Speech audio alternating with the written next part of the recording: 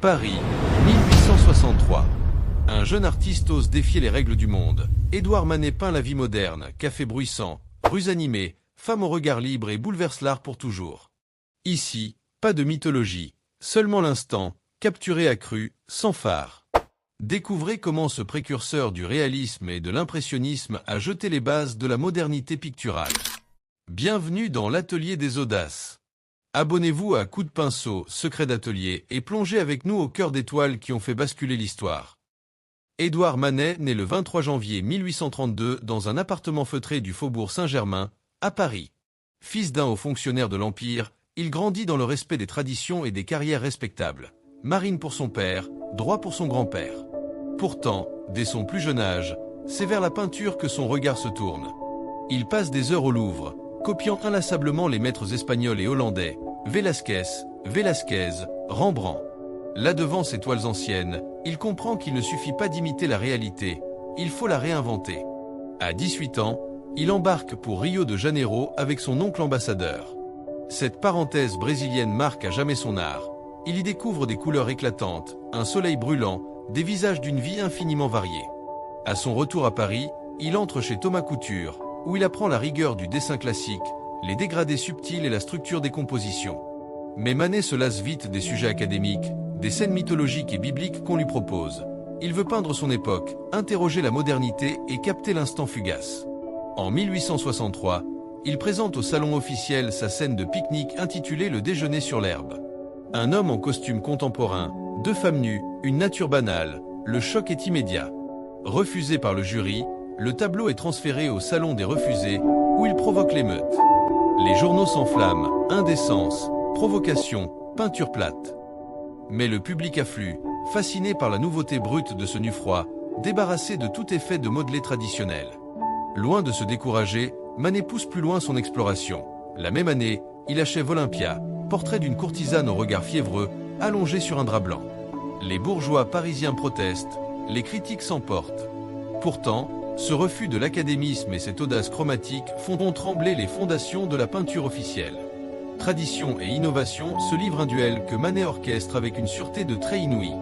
Durant la décennie suivante, il fréquente assidûment les peintres en plein air, Monet, Renoir, Sisley. Il observe la vibration de la lumière au fil des heures, l'usage de la touche libre, les empattements colorés. Mais Manet conserve sa singularité.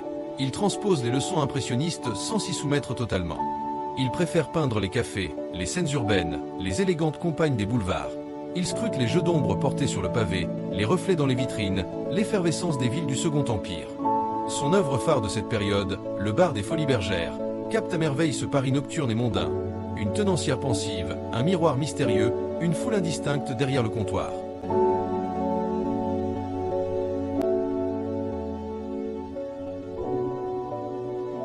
Le regard du spectateur s'y perd, tenté de démêler le réel du reflet. Manet y rassemble son art du portrait, son goût du décor et sa compréhension subtile des lumières artificielles. En parallèle, son atelier devient un lieu de rencontre. Autour de lui gravitent Zola, Pissarro, Cézanne, Degas. Les discussions y sont animées. Le rôle de la couleur, la validité du noir, l'influence des estampes japonaises qu'il collectionne. Manet, toujours en quête de vérité visuelle, intègre ses sources diverses. L'aplat japonais devient un écrin pour ses masses sombres, le trait sec des estampes nourrit son dessin. Pourtant, les années 1870 et 1880 sont marquées par une santé fragile. Les accès de fièvre qu'il subit puis les complications de la syphilis gagnent progressivement son corps. Il souffre, mais ne cesse pas de peindre. Ses pastels, légers et pourtant vibrants, témoignent d'une intensité nouvelle. Il expérimente le pastel pour la fluidité de son geste, la rapidité de son exécution, proche de l'instantanéité impressionniste. En 1881, sa maladie s'aggrave. Ses forces déclinent, mais sa volonté demeure intacte. Il travaille toujours, passant du pinceau à la sanguine, de l'huile à la toile, de la toile au papier. Il laisse derrière lui plus de 430 tableaux, 1200 études, autant de fragments d'une pensée visuelle libre et obstinée. Il peint la réalité sans phare, la blanchisseuse étendant son linge, le jeune garçon au chapeau de paille, la rue animée sous la pluie, la scène de café où s'échangent regards et non-dits. Lorsque, le 30 avril 1883, il s'éteint à l'hôpital de Passy, c'est la stupeur dans le monde de l'art. Ceux qui l'ont vilipendé reconnaissent alors son génie. Les générations suivantes, des fauves à l'expressionnisme, se réclameront de ses audaces. Gauguin, Matisse, Picasso même, feront écho à sa liberté. Oser peindre ce que l'on voit, refuser la suprématie du modèle historique, donner à la modernité ses lettres de noblesse.